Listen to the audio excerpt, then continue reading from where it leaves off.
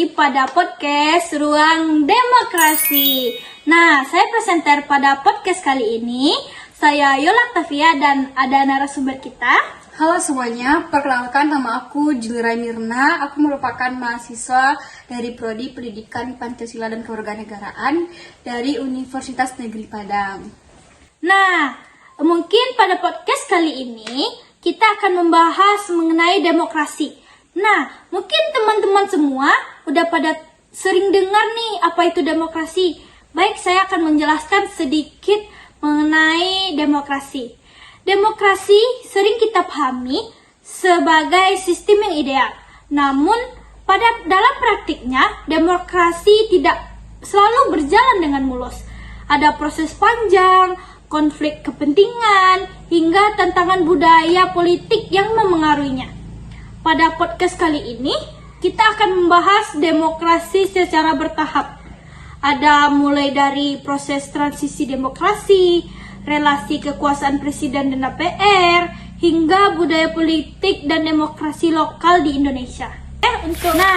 Lebih lanjutnya, kita akan membahas bersama narasumber terkece kita ini mengenai demokrasi yang akan dijelaskan oleh narasumber. Kita akan membahas lebih lanjut mengenai demokrasi bersama narasumber terkece kita ini, Julira Mirna.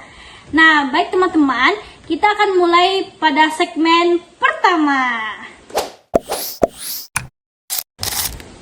Nah, pada segmen kali ini, yaitu membahas mengenai proses transisi demokrasi di beberapa negara dan di Indonesia.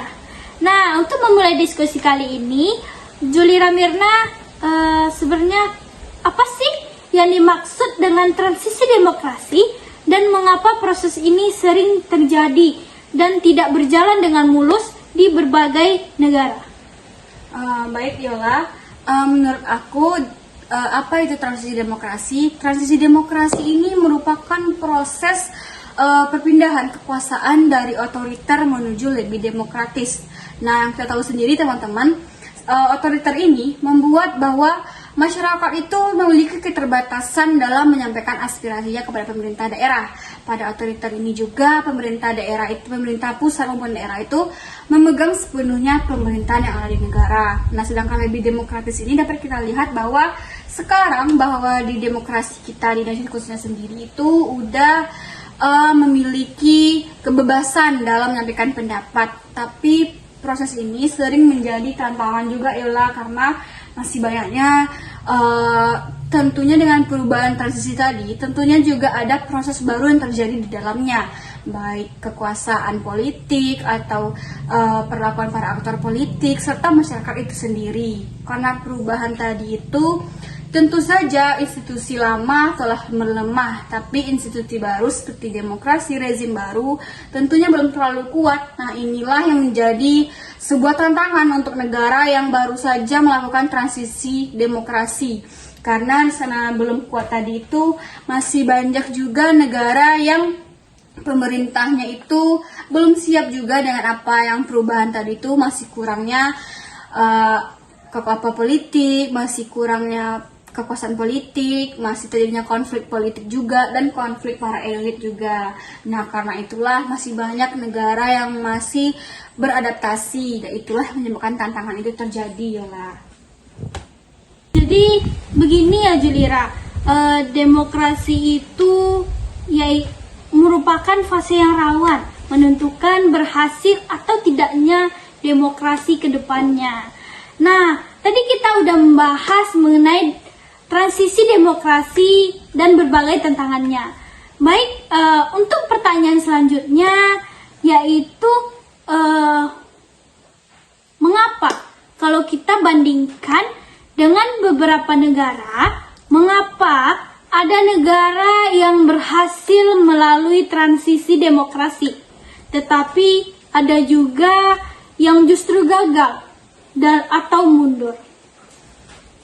Kalau menurut aku itu terjadi karena apa tadi institusi yang lemah tadi, karena transisi tadi tentu saja institusi harus memperkuatkan sistem pemerintahan negaranya masing-masing.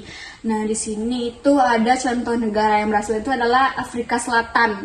Mereka berhasil melalui transisi demokrasi mereka setelah berakhirnya sistem apartheid di Afrika Selatan. Nah, setelah itu Afrika Selatan menggunakan sistem rekonsiliasi nasional.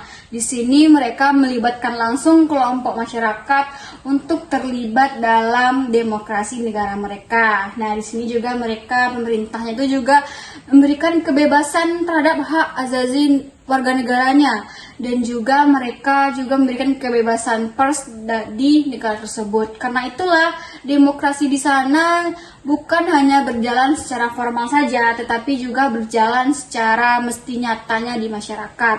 Pemilu yang adil, pemilu yang teratur, dan partisipasi politik masyarakat mereka juga sangat aktif dalam demokrasi tersebut. Dapat kita simpulkan supaya negara itu transisi demokrasinya berhasil, bukan hanya institusi tadi, tapi masyarakat juga harus berperan aktif di dalamnya.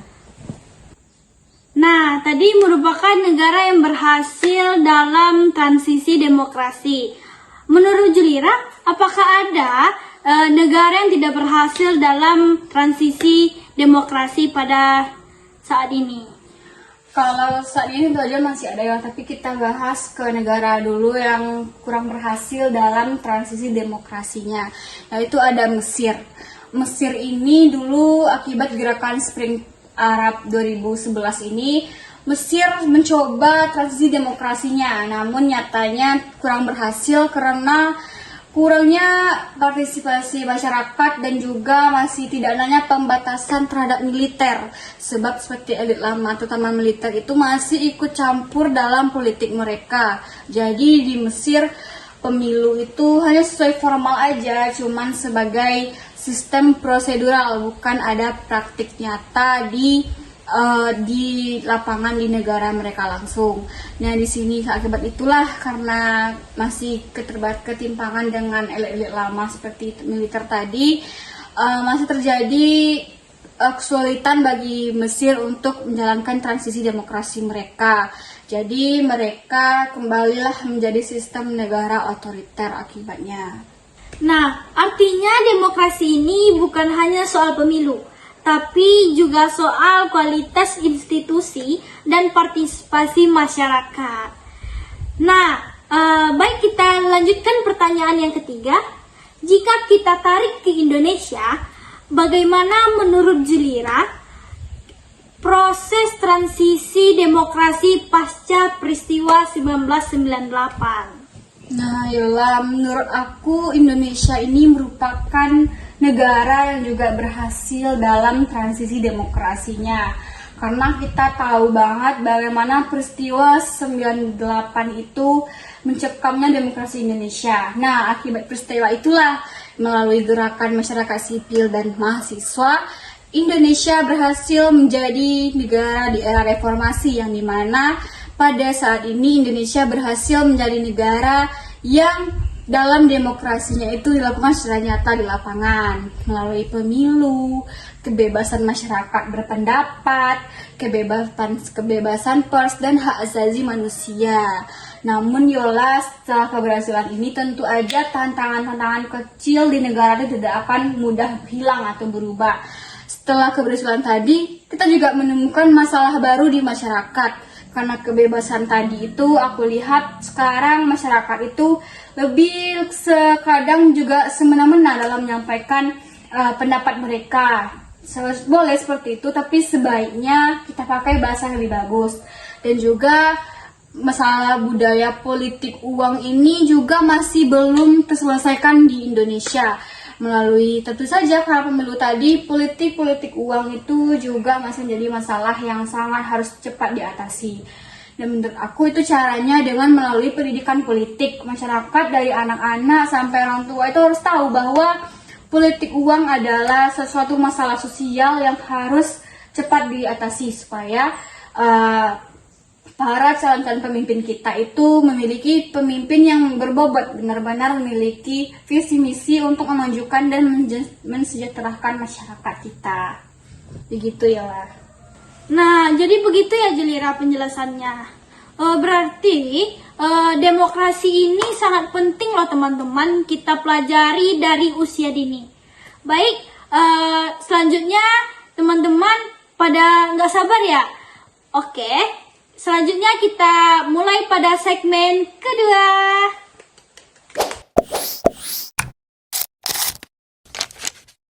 Nah, pada segmen kedua kali ini kita membahas mengenai kekuasaan kepresidenan dan peran DPR dalam perspektif demokrasi.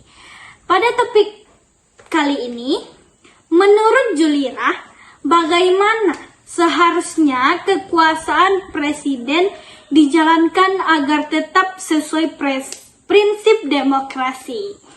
Nah, tentu aja Yola, kita tahu bahwa lembaga negara itu memiliki 3 tingkatan yang berbeda.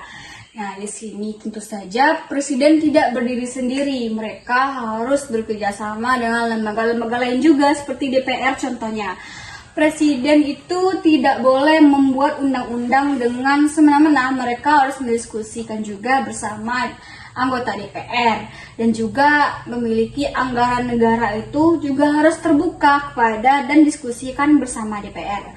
Fungsinya di sini untuk apa? Supaya presiden tidak menggunakan penyalahgunaan kekuasaan, karena negara kita Indonesia merupakan negara demokrasi yang di semua itu dimusyawarahkan secara bersama. Karena itulah antara presiden dan DPR atau lembaga-lembaga negara lainnya itu harus saling bekerja sama dalam membuat sebuah kebijakan negara, bukan hanya fokus kepada presiden saja. Jika hanya fokus kepada presiden, tentu saja nanti akan terjadi masalah yang tidak kita inginkan seperti penyalahguna kekuasaan dari presiden. Jadi presiden itu walaupun sebagai kepala negara, pemimpin dalam suatu negara juga perlu diawasi oleh kita semua. Nah, untuk pertanyaan selanjutnya, menurut Julira, seberapa penting peran DPR dalam menjaga keseimbangan kekuasaan tersebut? Nah, kalau menurut aku tentu aja DPR di sini yang berperan sebagai Dewan Perwakilan Rakyat tentu juga harus menggunakan kekuasaan mereka dengan sebaik mungkin. Tentu saja DPR ini menjadi lembaga pengawas dan penyampaian aspirasi dari masyarakat ke pemerintahan pusat. Tentu saja di sini DPR harus melihatkan, jangan menjadi DPR yang hanya dengan janji manis itu, tetapi juga harus memberikan contoh nyata bahwa keterlibatan dalam membuat kebijakan yang menguntungkan masyarakat, bukan hanya yang dapat merugikan masyarakat. Dengan kekuasaan mereka sebagai wakil rakyat, sebagai kita rakyat ini, semoga DPR bisa menjalankan tugas mereka dengan sebaik-baiknya agar sebuah keharmonisan di masyarakat dan pemerintahan itu dapat berjalan dengan semestinya. Nah, selanjutnya kita memasuki kepada segmen yang ketiga.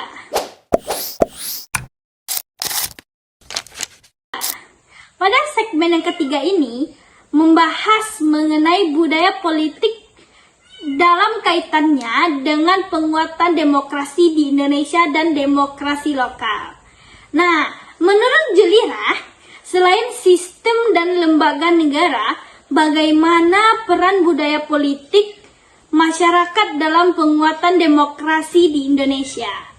Nah, ini pertanyaan yang menarik banget buat kita bahas ya teman-teman. Tentu aja seperti yang kita bahas di segmen-segmen sebelumnya, bahwa peran masyarakat ini sangat penting dalam terjalan lancarnya sebuah demokrasi di sebuah negara. Nah, di sini kalau masyarakat itu aktif dalam politik, terlibat langsung secara nyata, tentu saja demokrasi di negara tersebut, kata Indonesia, akan berjalan dengan lancar. Tapi jika masyarakat malah melakukan hal sebaliknya seperti mewajarkan tindak politik uang, melanggar seperti demokrasi lainnya, bukan kecurangan, itu dapat melemahkan demokrasi kita. Jadi dapat kita simpulkan bahwa terjalannya sebuah demokrasi yang baik itu mulai dari masyarakat yang baik. Tentu saja seperti kita masyarakat, kita juga tidak boleh hanya ikut-ikutan dalam sebuah pemilu seperti ada kita yang kita pilih ini aja lah karena keluarga kita pilih ini. Itu tidak boleh teman-teman. Kita harus memiliki pandangan bahwa apakah pemimpin ini layak atau tidak. Politik uang tadi juga harus kita hilangkan karena itu kalau itu sempat diwajarkan di masyarakat itu akan menjadi sebuah masalah sosial untuk keberlangsungan demokrasi untuk kedepannya di negara kita ya lah. Oh, jadi selain demokrasi itu suatu yang sangat penting, sangat ada keterkaitannya dalam masyarakat. Demokrasi juga ditentukan oleh sikap dan kesadaran warga negara Indonesia. Nah, yang terakhir, menurut Julira, bagaimana peran demokrasi lokal dalam memperkuat demokrasi nasional di Indonesia? Nah, tentu saja seperti yang kita bahas di pertanyaan sebelumnya, Yola, kita akan terus mengulang bahwa partisipasi masyarakat adalah hal yang paling penting dalam demokrasi. Nah, di sini demokrasi lokal itu seperti kita lihat dalam pemilu pemilihan kepala daerah. Nah, di situ kita lihat bahwa banyaknya masyarakat yang terjun langsung dalam kampanye pemilu pilkada yang ada di daerah-daerah. Nah, di sini tapi juga harus tetap diiringi dengan transparansi yang jelas, bukan hanya sekedar partisipasi yang tidak berdasar. Di sini juga masyarakat juga harus terbuka dan menyampaikan transparansi atas keikutan mereka dalam mengembangkan sistem demokrasi ini. Nah, di Sumatera Barat sendiri, Yola, itu ada seperti pemilihan ikutsertaan dalam wali nagari. Nah, di situ masyarakat terlibat langsung dalam sebuah kebijakan dalam sebuah nagari. Nah, di situ juga masyarakat akan diajak diskusi langsung oleh nagari untuk membuat kebijakan di sebuah nagari. Nah, tapi di sini juga memiliki tantangan, Yola, karena ini berpatokan kepada sistem kegerabatan dan adat. Di sini itu masyarakat sering sekali melihat pemilihan itu melalui latar belakang adat dan juga kekerabatan mereka. Mereka juga tidak hanya fokus kepada visi misi calon lain, tapi mereka melihat hubungan kekerabatan mereka. Nah, ini kan juga akan menjadi masalah karena masyarakat tidak melihat apakah visi misi ini cocok atau tidak. Tapi ini adalah bentuk nyata dalam demokrasi lokal yang ada dalam masyarakat, keterlibatan langsung masyarakat, melihat masyarakat daerah memulai hal-hal kecil melalui demokrasi mereka. Itu menurut aku, ya. Oh, jadi artinya demokrasi lokal ini menjadi kekuatan yang besar bagi negara-negara yang menjalankan tanggung jawabnya. Nah, mungkin diskusi kali ini kita dapat menyimpulkan bahwa demokrasi adalah proses panjang yang melibatkan transisi politik, keseimbangan kekuasaan, serta budaya politik masyarakat. Demokrasi tidak hanya bergantung pada sistem, tetapi juga pada kesadaran dan partisipasi semua pihak. Oke, berakhirnya segmen podcast kita kali ini dengan narasumber terkece kita. Teman-teman semua, jangan lupa menyaksikan episode podcast Ruang Demokrasi selanjutnya. Sampai jumpa.